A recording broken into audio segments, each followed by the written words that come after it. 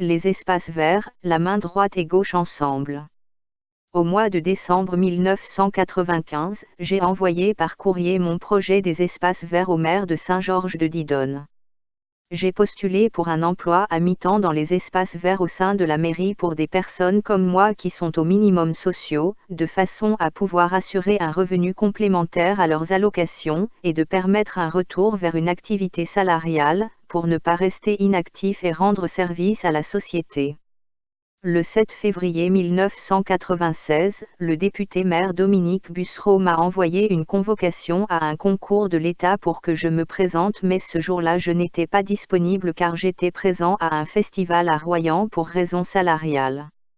Le 28 février, le maire d'Épargne par le biais de M. Bussereau m'a envoyé une réponse disant que ma candidature n'avait pas été retenue et qu'il fallait que je me présente à la direction départementale de l'équipement de La Rochelle, laquelle organisait un concours de recrutement d'agents de travaux. M. Bussereau m'a proposé de réaliser mon projet en me présentant le 10 avril 1996 à 8 h du matin. Je me suis présenté à La Rochelle auprès d'une équipe de 8 personnes, mais n'ayant pas le permis de conduire, la direction a demandé à M. Jean-Pierre Boudy, qui était le directeur adjoint de la direction départementale de l'équipement, de bien vouloir nous conduire sur le site de l'examen, et je leur ai également expliqué qu'il fallait que je reste présent sur le chantier avec les ouvriers pour leur expliquer la marche à suivre. En cours de route, nous nous sommes arrêtés au magasin pour acheter le matériel nécessaire à l'entretien. Les achats étant effectués, nous sommes rentrés chez nous après nous être donné rendez-vous pour le lendemain à la mairie à 8 h du matin.